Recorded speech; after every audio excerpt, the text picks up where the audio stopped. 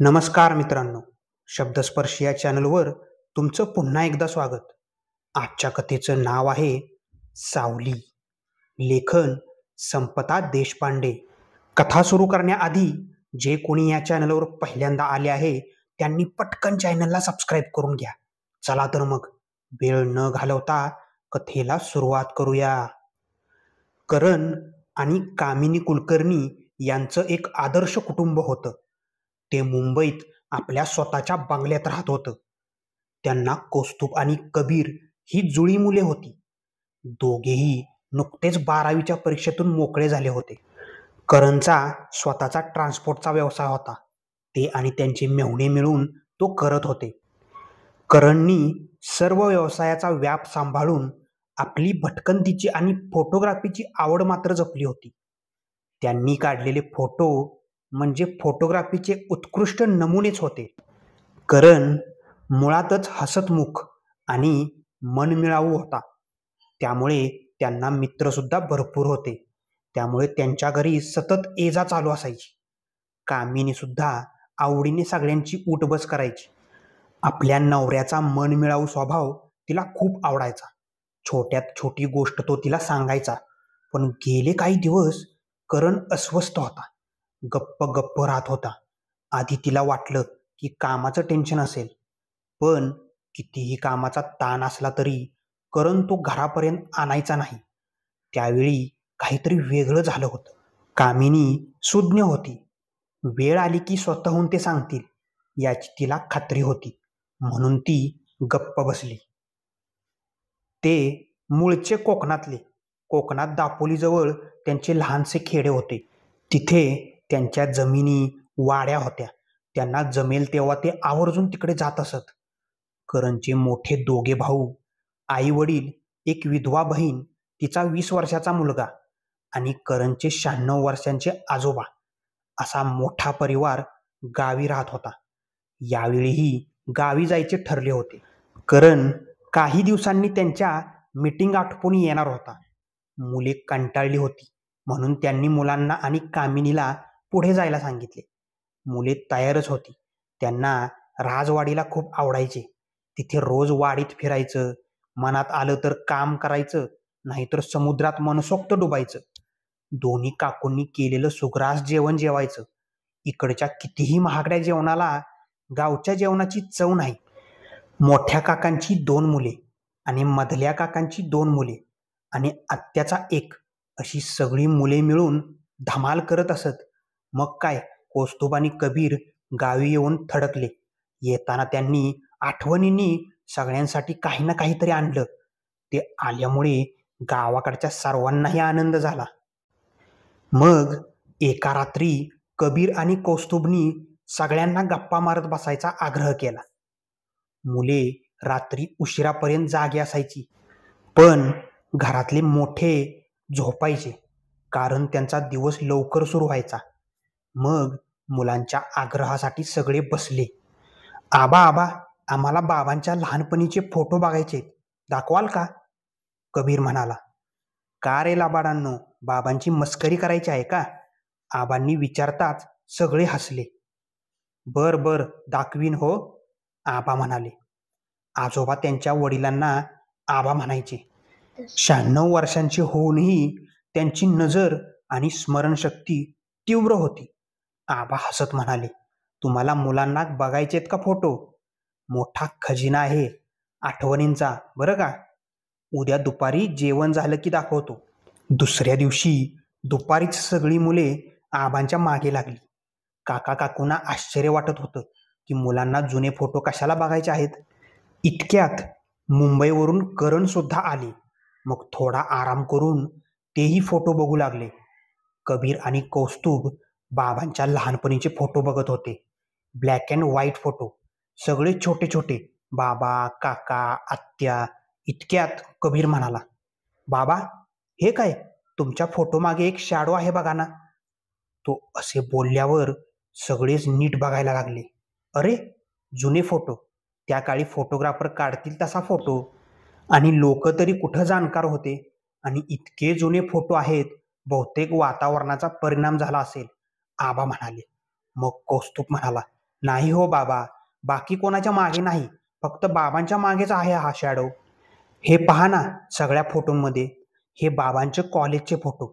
यातही बाबांच्या फोटोमागे एक शॅडो दिसते. जाऊ दे, सोडा विषय. पोरांनो, तुम्हाला सगळ्यांना आणि घरातल्या बायकांना आज पाटलांनी जेवायला बोलावलंय रात्री. त्यांच्याकडे जागरण आहे देवीचं. मी सांगितलंय, आम्ही पुरुष काही येत नाही. आमचं जेवण कमला करेल. बायकांनाही कामातून तितकाच आराम. तुम्ही सगळे तयारी करून जा हां. चला पळा लवकर. आबा करणकडे बघत होते. मुलांनी फोटोमधली सावली दाखवल्यावर करणला फुटलेला घाम त्यांच्या नजरेतून सुटला नव्हता. सगळे गेल्यावर निवांतपणे त्यांनी करणबरोबर बोलायचं ठरवलं. जेवण झाल्यावर करण त्यांच्या खोलीत गेले. त्यांनी त्यांच्या सगळ्या ट्रिप्सचे फोटो पाहायला सुरुवात केली. त्यांनी ॲडव्हान्स कॅमेरा घेतला होता. फोटो स्वतः एडिट केले होते, म्हणजे ते खराब होण्याचा चान्सच नव्हता. त्या फोटोंमध्येही करणच्या मागे एक सावली दिसत होती. काळी कुट्ट, ती एखाद्या स्त्रीची असल्यासारखी वाटत होती. खूप लांब केस असलेल्या. आता मात्र करण थरथर कापू लागला. इतक्यात दारात आबा आले. काय झालं करण? कशाला घाबरला? काय नाही बाबा, खरंच काही नाही. कामाचं टेन्शन आहे जरा. करण घाम पुसत म्हणाला. मग आबा त्यांच्या शेजारी बसून म्हणाले, जगाला फसवशील, पण 96 पावसाळे पाहिलेला या आबाला नाही फसवू शकत तू. काहीतरी गडबड आहे. तू आल्यापासूनच लक्षात आलंय माझ्या. आता आडपडदा न ठेवता सांग. हो, मलाही ऐकायचंय की माझा हसतमुख नवरा इतका कशामुळे अस्वस्थ झालाय ते. कामिनी आत येत म्हणाली. आबा आणि करण चकित झाले. आबा म्हणाले, काय ग बाळा, तू का गेली नाहीस? कामिनी म्हणाली, नाही आबा, मी थांबले घरी. करण बरोबर बोलायचंय. सांगा आता, काही लपवू नका. करण पांढऱ्या फटफटीत चेहऱ्याने म्हणाला, कामिनी, मी तुझा अपराधी आहे. माफी तरी कशी मागू? मी स्वतःच्या हाताने स्वतःवर संकट ओढवून घेतले आहे. ही गोष्ट 5 वर्षापूर्वीची आहे. तेव्हा मी आपल्या बिझनेस मीटिंगसाठी कोलकात्याला गेलो होतो. आपली एक शाखा तिकडे होती. तुला माहीत आहे ना? मला कधी कधी महिनाभरही राहावं लागायचं. मुंबईहून आपले काही लोकही तिकडे यायचे. सारखं हॉटेलमध्ये राहण्यापेक्षा मी तिकडे एक बंगला भाड्याने घेतला. कोलकात्याजवळ एक छोटं गाव आहे, मायोंक नावाचं. तिथे बंगला स्वस्तात मिळाला. मी 5 वर्षापूर्वी तिकडे सुमारे 2 महिने राहिलो असेल. माझ्या शेजारीच एक बंगला होता. तो बऱ्याच वेळ बंद असायचा. मी येता जाता बघायचो. बंद गोष्टींबद्दल आपल्या मनात नेहमीच उत्सुकता असते. एका रात्री अशीच जाग आली. झोप येत नव्हती, म्हणून बंगल्याच्या बाल्कनीत उभा राहिलो. तर समोरच्या बंगल्यात लाईट दिसली आणि त्याच्या गॅलरीत ती दिसली. एखाद्या स्त्रीने किती सुंदर असावं. ती तिच्या स्वतःच्याच तंद्रीत केस विंचरत होती. केसही किती लांब, अगदी गुडघ्यापर्यंत. तिने बंगाली साडी नेसली होती. ती बंगाली भाषेत गाणं म्हणत होती. भाषा समजत नव्हती, पण तिच्या आवाजाची मोहिनी पडत होती. मी एकटक तिच्याकडे पाहत होतो. ही गोष्ट तिच्याही लक्षात आली. ती माझ्याकडं पाहून हसली. तिचे डोळे खूप सुंदर होते, मत्स्यकृती. मीही हसलो. मग ती आत निघून गेली. मी रोज त्या बंगल्याजवळून जात असे. बाहेरून पाहिलं तर तो बंगला बंद असल्यासारखा वाटत होता. तिच्याबद्दलची उत्सुकता वाढत होती. मग एक दिवस माझा सहकारी मला बंगल्यापर्यंत सोडायला आला. तो गेल्यावर मी आत शिरणार तोच ती दिसली. तिच्या बंगल्याच्या गेटमध्ये ती मला बोलवत होती. मी गेल्यावर ती म्हणाली, नमस्कार, मैं ज्योति राय. आप मेरी मदद करेंगे? मैं बाहर थी तब मेरे बंगले का दरवाजा अंदर से बंद हो गया. आप प्लीज खोलने में मदद कीजिए. तिची मागणी नाकारणं शक्यच नव्हतं. मी जाऊन हँडल फिरवलं आणि दार उघडलं. ती लाजून म्हणाली, माफ कीजिए, मुझसे नहीं खुल रहा था. खामका आपको तकलीफ दी. मी काही बोलणार इतक्यात तिने नुकसान भरपाई म्हणून मला जेवायचं आमंत्रणच दिलं. मी लगेच हो म्हणालो. तिच्या रूपाची मोहिनीच इतकी जबरदस्त होती. मग असं करत करत मी तिच्या कधी जवळ गेलो समजलंच नाही. ती साक्षात रती होती. मला भरभरून सुख देत होती. मुंबईला आल्यावरही तिची खूप आठवण यायची. कधी एकदा तिकडे जातो असे व्हायचे. मग अशातच 4 वर्ष झाली. मला तिची इतकी भुरळ पडली होती की तिच्या नावाशिवाय मला दुसरं काही माहीतच नव्हतं. मला तिची चौकशी करावीशी सुद्धा वाटली नाही. मग ती माझ्याशी लग्न करण्यासाठी मागे लागली. मी तिला मी विवाहित असल्याचं सांगितलं. लग्न करू शकत नाही असंही सांगितलं. मग ती चिडली. मला अंगाला हातही लावू देईना. एकच हट्ट करू लागली. जीवाचं बरं वाईट करून घेईन अशी धमकी देऊ लागली. मी परोपरीनं तिला समजावत होतो. मग एक रात्री तिने मला घरी बोलावलं आणि म्हणाली, बाबू, आप ये गांव के बारे में जानते हैं? ये मायोंग है जो पूरी बंगाल में काली जादू के लिए मशहूर है. अगर आपने आपकी बीबी को छोड़कर मुझसे शादी नहीं की तो मैं तो मर जाऊंगी, लेकिन उसके बाद आपको जाने नहीं दूंगी. मैं काले जादू की मदद से आपसे जुड़ी रहूंगी. जब तक आपको मेरे साथ लेकर नहीं जाती तब तक मैं तुम्हें चैन से नहीं बैठने दूंगी. त्यानंतर मी तिकडे गेलोच नाही. मी सरळ मुंबईला आलो. ते परत त्या गावाकडं फिरकले सुद्धा नाही. मग काही दिवसापासून ती मला आसपास असल्याची जाणवत होतं. तिच्या केसांचा वास, ती लावायची तो अत्तर, हे जाणवायला लागलं.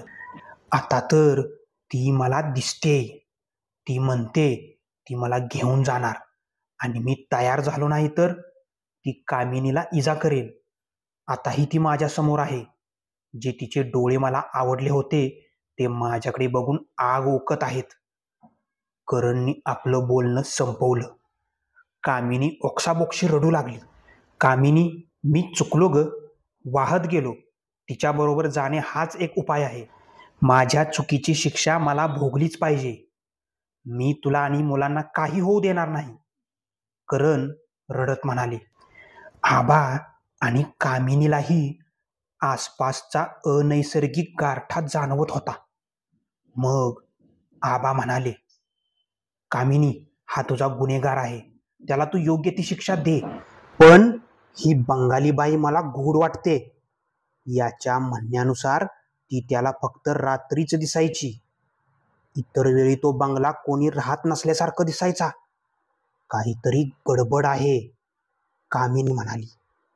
आबा, करण माझे गुन्हेगार आहेतच, पण मी त्यांना माफ केलंय, कारण माझं त्यांच्यावर खूप प्रेम आहे. तुम्ही म्हणताय तसं हे साधं सुधं प्रकरण वाटत नाहीये. काहीतरी उपाय काढायलाच हवा. माझी मुंबईत एक बंगाली मैत्रीण आहे. तिच्या सासऱ्यांना यातलं कळतं. अनेक लोक त्यांच्याकडे मदतीला येतात. ते मदतही करतात. त्यांच्याकडे काही सिद्धी आहेत. आम्ही मुंबईला जाऊन त्यांना भेटतो. करण एकदम म्हणाले, नाही, ती मला असं काही करून देणार नाही. मी त्यांच्याकडे जायच्या आतच ती तुला आणि आपल्या मुलांना अपाय करेल. ती माझ्या मागे सावलीसारखी आहे. मग आबा म्हणाले, पोरी, हे काम तुला एकटीलाच करावं लागेल. उद्या सकाळीच तुम्ही मुंबईला जा. मुलांना असू दे इकडेच. दुसऱ्या दिवशी सकाळीच करण आणि कामिनी महत्वाची मीटिंग आहे असं निमित्त सांगून निघाले. मुंबईला आल्यावर कामिनीने तिच्या मैत्रिणीशी संपर्क साधला. तिच्या सासऱ्यांची भेटीची वेळ मागून घेतली. निघण्यापूर्वी करणकडून तिने सर्व माहिती नीट विचारून घेतली. गावाचं नाव, ते गावात कुठे राहत होते. ती गेल्यावर मैत्रिणीने तिचं जोरदार स्वागत केलं. ती तिच्या सासऱ्यांकडे काय काम आहे असं खोदून विचारायला लागली. पण कामिनीने तिला काहीच सांगितलं नाही. शेवटी अवांतर गप्पा मारून ती आशुतोष बॅनर्जी म्हणजे तिच्या मैत्रिणीच्या सासऱ्यांना भेटायला गेली. जन्म मुंबईतला असल्यामुळे ते उत्तम मराठी बोलत असत. त्यांनी प्रेमाने तिला बसायला सांगितले. मग कामिनीने काहीच आडपडदा न ठेवता त्यांना सर्व हकीकत सांगितली. ते थोडा वेळ डोळे मिटून बसले. मग म्हणाले, बेटा, तुझा नवरा अतिशय वाईट अशा संकटात अडकला आहे. मुळात मायोंक गाव हे संपूर्ण बंगालमध्ये जारण मारण जादूटोणा यासाठी प्रसिद्ध आहे. इथे घराघरात या विद्येचा वारसा पिढ्यानपिढ्या चालू आहे. तुझा नवरा महाराष्ट्रातून गेल्यामुळे त्याला या गोष्टीची कल्पना असणे शक्य नाही. म्हणूनच त्याला स्वस्तात बंगला मिळाला. ती जोयती राय नावाची बाई आहे ना, काहीतरी वेगळीच वाटते. ती तुझ्या नवऱ्याला सहज मारू शकली असती. ती कशाची तरी वाट बघते. ती त्याच्याबरोबर सावलीप्रमाणे असते. त्यामुळे त्याला काही देवाचे करायला सांगण्यात काही अर्थ नाही. तू आता घरी जा. मी थोडी चौकशी करतो. कदाचित आपल्याला मायोंकला जावे लागेल. ही गोष्ट तुझ्या नवऱ्याशी बोलू नकोस. मग कामिनी घरी आली. घरात आल्यावर तिच्या अंगावर काटा आला. करणच्या आसपास एक वाईट शक्ती असल्याची तिला जाणीव झाली. घरात एक वेगळाच गारवा जाणवत होता. दुसऱ्या दिवशी तिच्या मैत्रिणीचा फोन आला. तिने घरी बोलावले होते. ती जाताच मैत्रिणीने सासऱ्यांच्या खोलीकडे बोट दाखवले. ते खूप गंभीर दिसत होते. ते म्हणाले, ज्याप्रमाणे आपल्यात अमावस्या वाईट समजतात, तसे बंगाली लोकांमध्ये काही खूप वाईट दिवस मानले जातात. आजपासून 3 दिवसांनी एक ग्रहण आहे. ते 20 वर्षांनी येणार आहे. जोयती त्याचीच वाट बघत आहे. त्या दिवशी ती करणला मारेल. त्यामुळे त्याचा आत्मा कधीच मुक्त होणार नाही. तिच्या अधीन राहील. मुळात मला ही जोयती आधीपासूनच जिवंत नसावी असं वाटत होतं. मन घट्ट करून ऐक. तुझ्या नवऱ्याने एका आत्म्याबरोबर संबंध ठेवले होते. ती साधीसुधी नाही, तर एक शक्तिशाली, जारण मरणातील प्रवीण असलेली. जेव्हा तू मला जोयतीबद्दल सांगितलंस, तेव्हा मी समाधी लावली. जोयती जर नुकतीच मेली असती तर ते मला जाणवले असते. पण ती आधीपासूनच मृत आहे. त्यातून ती काळ्या जादूत माहीर असावी. अशी माणसे मेल्यावर अधिक शक्तिशाली होतात. आता काय होऊन गेलं याचा विचार करण्यात अर्थ नाही. आपल्याला खूप घाईने पावले उचलावी लागतील. यश देणं देवाच्याच हातात आहे. खूप शक्तिशाली आत्मा आहे ती. माझी परीक्षा आहे. पण आता मी मागे हटणार नाही. कदाचित हे माझ्या आयुष्यातलं शेवटचं काम असेल. उद्या सकाळच्या विमानाची तिकिटे काढली आहेत. आपण कोलकात्याला, मग तिकडून लगेच मायोंकसाठी निघणार आहोत. माझ्या नातेवाईकांकडे राहण्याची सोय केली आहे. करणला यातले काही सांगू नको. हे ऐकून कामिनीच्या अंगावर काटाच आला. करणनी नको त्या मोहात पडून हे काय करून घेतलं होतं. काहीही हो, तिला करणला वाचवायलाच हवे होतं. दुसऱ्या दिवशी ते कोलकात्यासाठी निघाले. कामिनीने करणला फक्त तिकडे काम असल्याचे सांगितले. आशुतोष बॅनर्जी त्यांच्यासोबत येणार आहेत हे सांगितले नाही. विमानात त्यांनी करण आणि कामिनीचे तिकीट त्यांच्यापासून लांब असलेल्या सीटचे काढले होते. कामिनीला त्यांनी कोणतीही ओळख दाखवली नाही. कारण जर त्यांनी असे केले असते तर करणसोबत सावलीसारखी असलेल्या जोयतीला त्याची जाणीव झाली असती. विमानात बसल्यावर करण अस्वस्थ झाले. जोयती म्हणते तिला आपल्या आसपास काहीतरी जाणवतंय. दुसरी शक्ती. तू कोणाला भेटलीस का? नाही हो, असं काहीच नाही, कामिनी म्हणाली. खरं तर ती मनातून खूप घाबरली होती. जोयतीचं आसपास असणं तिलाही जाणवत होतं. मग करण बोलले, जोयतीने आपल्याला मायोंकला जायला सांगितले. तिच्या बंगल्यावर. नाही गेलो तर ती तुला काहीतरी करेल. आपण उतरल्यावर लगेच मायोंकसाठी निघू. करणचं बोलणं आशुतोषना ऐकू जात होतं. त्यांनी कामिनीला खून करून बोलावलं व जोयती सांगते तसं कर असं सांगितलं. करणला परवापर्यंत धोका नाही. मी तुमच्या मागून येतोच असं सांगितलं. कोलकात्याला उतरल्यावर त्यांनी जेवण केलं. मग लगेच टॅक्सी करून ते मायोंगसाठी निघाले. संध्याकाळ झाली होती. करण आता अधीर झाले होते. त्यांच्यावर भूल पडल्यासारखे झाले होते. ते बंगल्यासमोर उतरले तेव्हा काळोख झाला होता. त्यांनी आवारात पाऊल टाकले. इकडे कामिनी तो भयंकर बंगला बघून घाबरली होती. ते बंगल्यात शिरताच बाहेरचे गेट बंद झाले. घुबडांचा आवाज, कुत्र्यांचा रडण्याचा आवाज अंगावर शहारे आणत होता. इतक्यात कामिनीचं लक्ष आवारातल्या मोठ्या वृक्षाकडे गेलं. त्यावर ती बसली होती. ती फिदी हसत होती. तिचे पाय खाली जमिनीपर्यंत येत होते. कामिनी घाबरून थरथर कापायला लागली. मग तिचे लक्ष बंगल्याजवळ असलेल्या विहिरीकडे गेले. ती त्यावर बसली होती, आत पाय सोडून. तिचे केस पायापर्यंत लांब होते. मग कामिनीचे लक्ष बंगल्याच्या वरच्या मजल्यावर गेलं. तिथं ज्योतीसारखी दिसणारी वयस्कर बाई होती.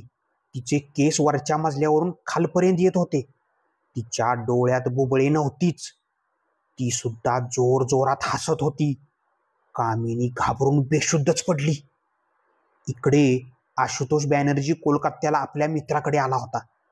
सुश्रुत राय हे पुजारी होते. त्यांनी काशीला जाऊन तेथील विद्यापीठात पदवी घेतली होती. त्यांच्या गुरूंनी त्यांच्या सेवेवर प्रसन्न होऊन त्यांना काही शक्ती बहाल केल्या होत्या. आशुतोषनी यायच्या आधी त्यांना करणची सर्व कहाणी सांगून माहिती काढायला सांगितलं होतं. ते आल्यावर, जेवण झाल्यावर सुश्रुतनी त्यांना मायोंग गावची आणि ज्योतीची गोष्ट सांगितली. फार वर्षापूर्वी मायोंग गाव हे जारण मारण वशीकरण यासाठी प्रसिद्ध होतं. त्या गावातल्या लोकांना जन्मताच या शक्ती मिळत असत.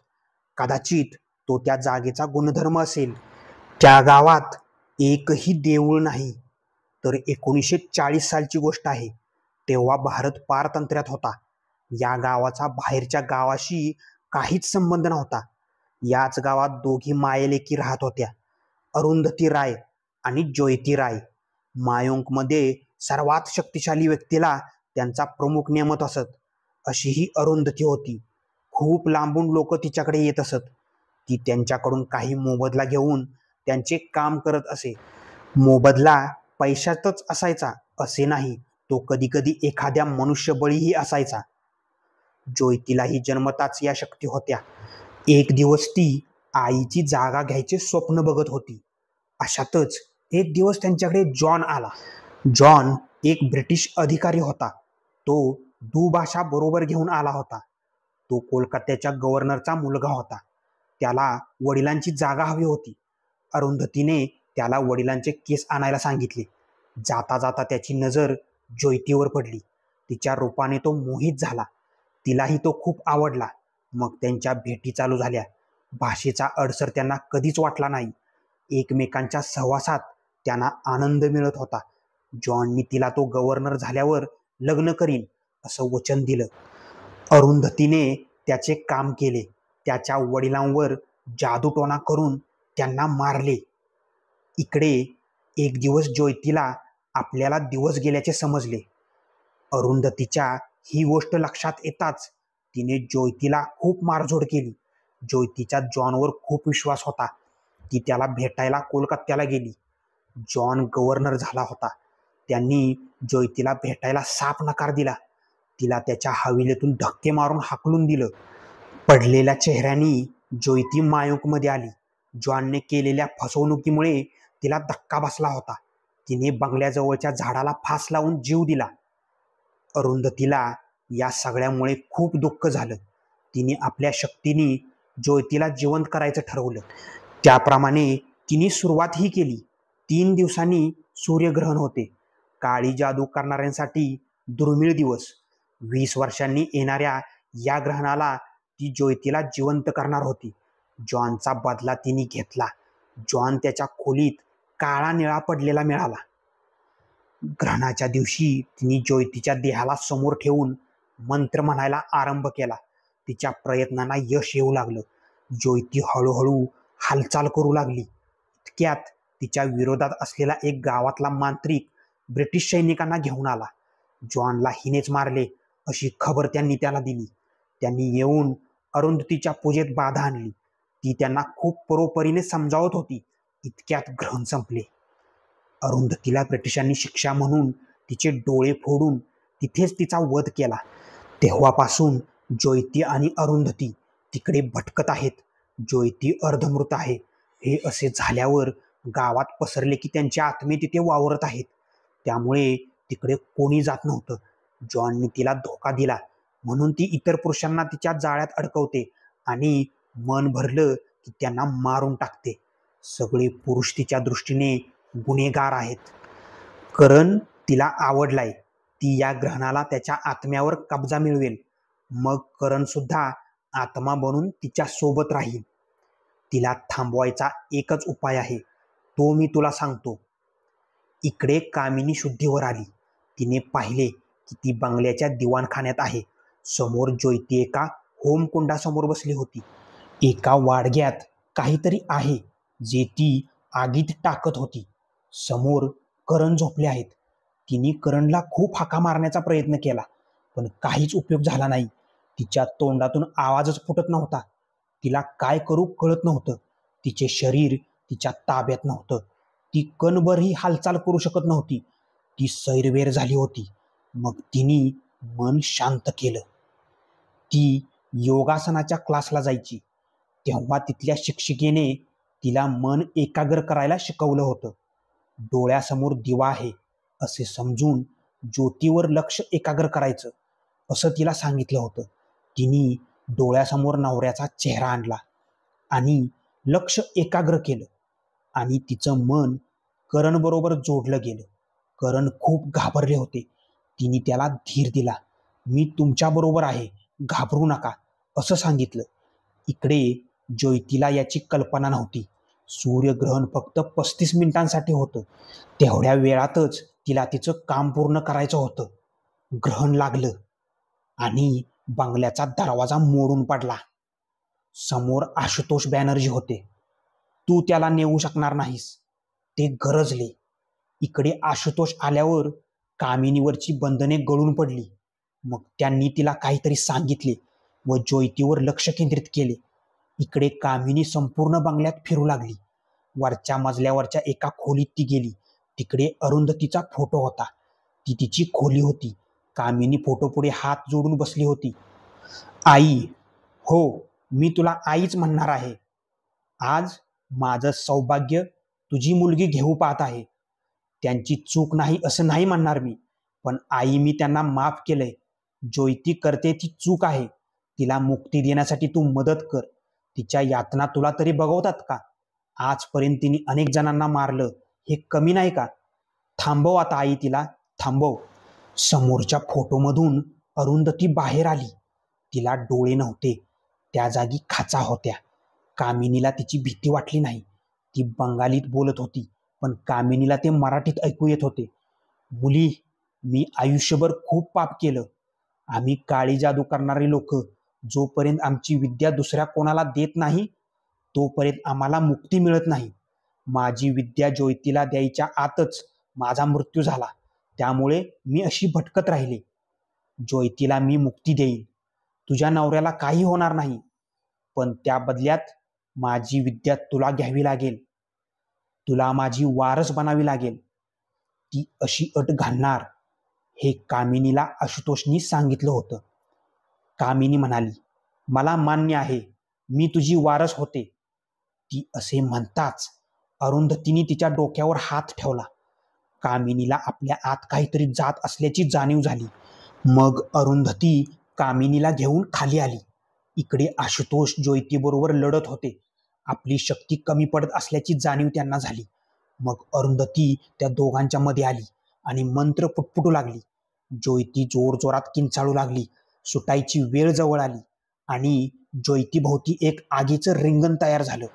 त्या रिंगणामध्ये ती जळू लागली. तिच्याबरोबर अरुंधतीनेही त्यात प्रवेश केला. मग आशुतोषनी कामिनीच्या हातावर मंतरलेले पाणी घातले आणि तिला ते आगीत सोडायला सांगितले. तिने असे करताच तिला अरुंधतीने दिलेल्या शक्ती काळ्या धुराच्या रूपाने त्या आगीत जाऊन नष्ट होऊ लागल्या. कामिनीला अतिशय त्रास होत होता.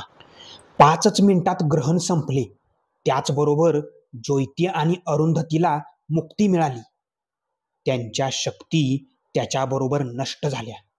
सुश्रुतने सांगितल्याप्रमाणे आशुतोषनी त्या शक्ती कामिनीला घ्यायला लावल्या.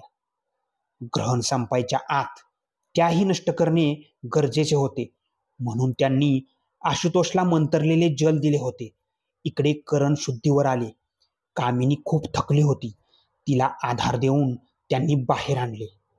मागे वळून करणनी बंगल्याकडे पाहिले.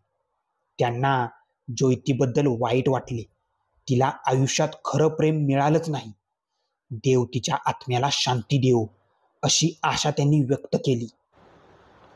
इकडे राजवाडीत कबीर आणि कौस्तुभनी बाबांचे लहानपणीचे फोटो काढले. त्यांना ते मुंबईला न्यायचे होते. इतक्यात कौस्तुभ ओरडला, आबा आबा बघा, आता बाबांच्या कोणत्याच फोटोमध्ये ती शॅडो दिसत नाहीये. अरे, असं कसं झालं? आबा हे ऐकून गालातल्या गालात हसले. करणच्या मागची वाईट सावली कायमसाठी गेली होती. त्यांना पुरावा मिळाला होता. चला, देवाचीच कृपा म्हणायची.